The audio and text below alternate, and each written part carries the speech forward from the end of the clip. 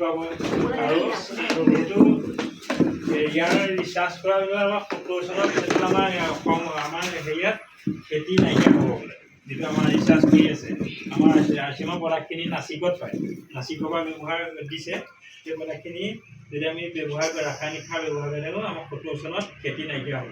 সেইটো কাৰণে আমি সেই খেতি ভাল কৰিবলৈ হ'লে আমি ধৰক 70 চনলৈ নাথাকোঁ কিন্তু আমি পিছৰ জেনেৰেশ্যনতো আমি ভালকৈ নিজে যাব লাগিব সেইটো কাৰণে আমি আৰ্চিমৰ প্ৰডাক্ট ব্যৱহাৰ কৰিব লাগে মই যোৱা বছৰৰ পৰা ব্যৱহাৰ কৰিছোঁ আৰু মই এনেও ভাল পাইছোঁ 2 বছৰ হৈছে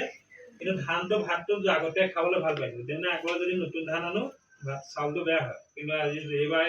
ভাতটো মানে যোৱা বছৰ মই অলপ ৰাসায়নিক সাৰ দিছিলোঁ কিন্তু এইবাৰ কমাই দিলোঁ যোৱাবাৰ 25 কেজি যোৱা তাৰ বছৰ মানে 25 কেজি DAP লগত মই ইয়াৰ সাৰ এইটো হলচেল যিটো প্ৰডাক্ট ব্যৱহাৰ কৰিছিলোঁ এইবাৰ তাত মই 15 কেজিহে দিছোঁ কিন্তু ধান সেই ইমানেই পাইছোঁ যোৱাবাৰ তাৰ আগত মই 20 কুইণ্টেল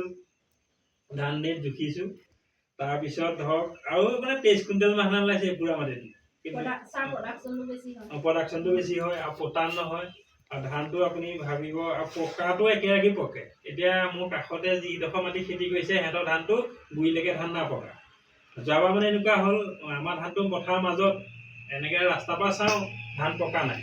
আৰু বাহিৰৰ কাষৰ ধান নাপকা আমি ভাবিছোঁ নাপকা ধান চাবলৈ আৰু ওচৰলৈ নাই যোৱা তাৰপৰা এদিন মই গ'লোঁ একদম পথাৰ গোটেই কাষ মাৰিলোঁ ধান আমাৰ মূৰ হৈ গ'ল কিন্তু বাকী কাষৰ ধান পকাই নাই যিটো ইয়াৰ ধানটো একেৰাগে পকি আহে ধুনীয়া হয় মানে আৰু সময়মতে যিটো আমাৰ ইয়াত এইটো হলচেল এইটো প্ৰডাক্ট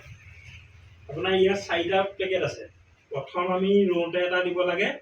আপুনি ইয়াৰ এটা পেকেট ইউৰিয়া DAP লগত মিক্স কৰিব লাগে যিহেতু ধৰক ইয়াৰ 100 গ্ৰামৰ পেকেট এটা থাকে 100 গ্ৰামৰ পেকেটটো এপুৰা মাটিটো দিব নোৱাৰে এপুৰা মাটি দিব লাগে ইয়াৰ লগত কিবা মিক্স কৰিব লাগিব মিক্স কৰিবলৈ হ'লে আমি জোৰাকৈ আমি তাৰ লগত গোবৰ বা শুকান মাটি বা আমি সাৰৰ লগতে মিক্স কৰি আমি প্ৰথম একোটা মাৰি দিলোঁ তাৰপিছত মৰাৰ পিছত 2 নম্বৰ কোটা 15 দিনত মাৰিব লাগে আমি মাটিটো ৰোৱাৰ 15 দিনৰ পিছত ইয়াৰ 2 নম্বৰ পেকেটটো দিব লাগে সেই তেনেকৈ কিবাৰ লগত মিক্স কৰি জোৰাই ধৰক মাৰিব লাগে তাৰপিছত 3 নম্বৰ যিটো পেকেট আহিব 3 নম্বৰ পেকেটে ধৰক ফুল গেলে ধানৰ যিটো মণি ধৰিছে তেতিয়া আমি তাক ব্যৱহাৰ কৰিব লাগে ব্যৱহাৰ কৰি ধানৰ যেতিয়া ফুলটো ওলাই গ'ল তাৰপিছত আমি 4 নম্বৰ পেকেটটো স্প্ৰে কৰিব পাৰিলে ভাল স্প্ৰে নকৰিলেও আমি সাৰৰ লগত যিটো টপ ড্ৰেছিং কৰোঁ তাৰ লগত আমি মিক্স কৰি মেলি ধানটো আপোনাৰ একেৰাগেকৈ ওলায় আৰু পতান নোলায় আমাৰ যোৱাবাৰ সেই তেনেকৈ ধান পাইছোঁ বিঘাত কেনেকৈ দিব লাগে বিঘাত মানে ইয়াৰ এটা পেকেট 350 গ্ৰাম থাকে 350 গ্ৰামৰ পেকেটটো আপোনাৰ এপুৰা মাটিত দিব পাৰে আৰু ইয়াৰ দাম হয় আমি ID দামটোত আছে 800 কেইটকা আছিলে 800 কেইটকা আছিলে আপোনাৰ 1100 টকাত বিকিব লাগে আৰু PV আছে 600 টকা 600 PV টকা নহয় 600 PV 640 PV নে কিমান হয় কিন্তু তাৰ যদি আপুনি খেতি চিজনত যদি 4 ঘৰ মানুহক দিব পাৰে 200কেও 800 টকা আপোনাৰ লাভ হ'ল আৰু PV কিমান হ'ল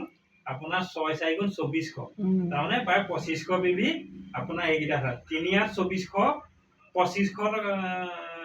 হেৰি হ'ল 4 3200 মানে 3300 টকাত আপোনাৰ PV হ'ব 2500 আৰু আপোনাৰ লাভ হ'ব 800 টকা সেই যদি খেতি চিজনত সেইখিনি ব্যৱহাৰ কৰিলে সেই মই যি বছৰ পৰহিলা বছৰ 5 পেকেট বিকিলোঁ আমাৰ গাঁৱত দিলোঁ পেকেট তাৰপিছত মই ৰঙাজানত আছিলোঁ ৰঙাজানত দিলোঁ বাৰ্লিপালে এজনক দিলোঁ গমাৰি এজনক দিলোঁ এনেকৈ 5 পেকেট বিকিলোঁ 5 পেকেট বিকিয়ে মোৰ নিজৰ ফ্ৰীত মই দি দিলোঁ ফ্ৰীত দি পেলাই মোৰ খেতি ধানটো প্ৰডাকশ্যন বাঢ়ি গ'ল সেইটো কাৰণে আমি ইয়াৰ প্ৰডাক্টে খালি আমি প্ৰচাৰ কৰিব লাগে প্ৰচাৰখিনি আমি ধুনীয়াকৈ কৰিব লাগে প্ৰচাৰখিনি কৰিলে শুদ্ধমতে আমি যিখিনি ইয়াৰ প্ৰডাক্ট মানে আৰু গেৰাণ্টি দি দিব পাৰিব ইয়াৰ প্ৰডাক্ট যে এইটো ভাল হ'ব আপুনি গেৰাণ্টি দিব আৰু বন মৰাটো বন নহয় তাৰপৰা যোৱাবাৰ আমি সেইদিনা বাইদেউ মই এজেগাত বেঙেনা তাত দিছিলোঁ এতিয়া বাইদেৱে চাইছোঁ বেঙেনা কাষৰ বেঙেনা মৰি গৈছে কিন্তু ইয়াৰ বেঙেনা লাগি আছে ইয়াৰ প্ৰডাক্টৰ বহুত জোৰ আছে আপুনি গেৰাণ্টি দি ক'ব পাৰিব যে ইয়াৰ প্ৰডাক্ট ভাল প্ৰত্যেকটো প্ৰডাক্ট এইবোলে হলচেল বুলি নহয় প্ৰত্যেকটো বস্তু ইয়াৰ ভাল ব্যৱহাৰ কৰিব লাগে আৰু সকলো মিটিং আৰম্ভণি কৰিলে এটা থাকি যায় সেই কথাটোৱে খালি প্ৰত্যাহাৰী শুদ্ধ হ'ব জানো নাজানো বাৰু সদায় থাকি যায় প্ৰথমে আমাৰ পইচাটো মোৰ নিজৰটো দিলোঁ ইয়াৰ আমাৰ সকলোৱে আপলাইন সংগীতা ৰাজৱাইলৈ মই শ্ৰদ্ধা জনালোঁ আৰু পম্পী মেডাম মোৰ আপলাইন সকলোকে শ্ৰদ্ধা জনায়